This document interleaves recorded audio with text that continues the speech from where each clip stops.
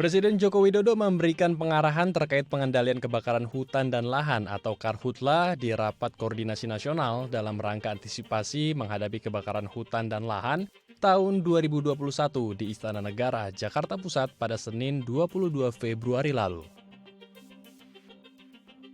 Berdasarkan hasil evaluasi penanganan Karhutla tahun 2020, Menko Polhukam Muhammad Mahfud MD menyatakan terjadi penurunan yang signifikan pada jumlah luas Karhutla pada 2019. Luas lahan terbakar mencapai 1.592.010 hektar, sedangkan pada tahun 2020 hanya 296.942 hektar atau menurun hingga 88,63%. Data ini diambil menggunakan citra lensa, peta hotspot dan fire spot, serta verifikasi langsung oleh petugas di lapangan. Mahfud MD juga menegaskan jika keberhasilan pengendalian Karhutla tahun 2020 jangan sampai membuat lengah semua petugas dan instansi terkait. Ya, semua pihak harus tetap siaga dan mulai meningkatkan koordinasi, konsolidasi, dan inovasi, terutama dalam memonitoring cuaca sepanjang tahun. Berbagai kegiatan teknis juga harus dilanjutkan dan dikembangkan seperti penyebarluasan informasi hotspot sebagai indikator kemungkinan terjadinya Karhutla, patroli pencegahan mandiri maupun terpadu yang dilakukan KLHK, TNI, Polri, dan pihak lainnya.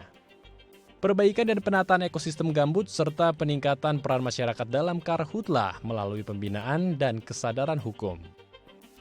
Upaya pengendalian Karhutla 2020 akan dilanjutkan kembali sebagai solusi permanen seperti operasi modifikasi cuaca yang dilakukan BPPT, TNI AU, BNPB, dan didukung data informasi dari KLHK dan BMKG. Selain itu, pembinaan masyarakat peduli api juga penting dilakukan di wilayah rawan Karhutla seperti di Sumatera dan Kalimantan. Dalam arahannya, Presiden Joko Widodo mengingatkan kembali seluruh peserta Rapat Koordinasi Nasional, baik yang ikut secara luring maupun daring untuk tidak lupa kesepakatan bersama, yakni jika terjadi Karhutla di wilayah dan membesar serta tidak tertangani, maka Presiden tidak akan segan untuk mencopot dari jabatannya.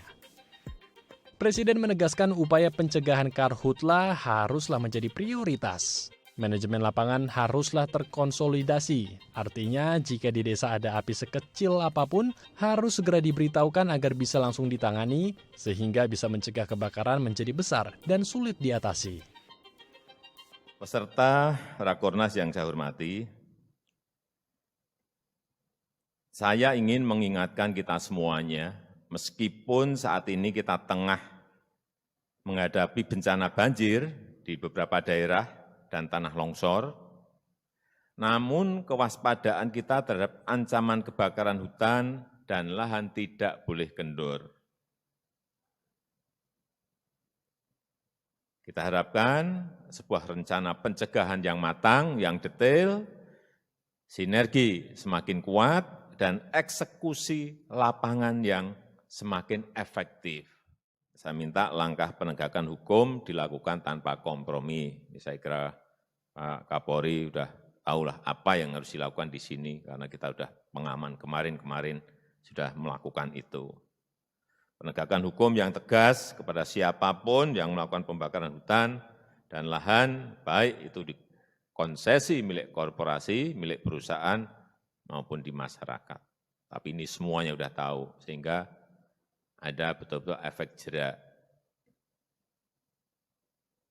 Terapkan sanksi yang tegas bagi pembakar hutan dan lahan, baik sanksi administrasi, perdata maupun pidana. Tim Liputan, DAI TV.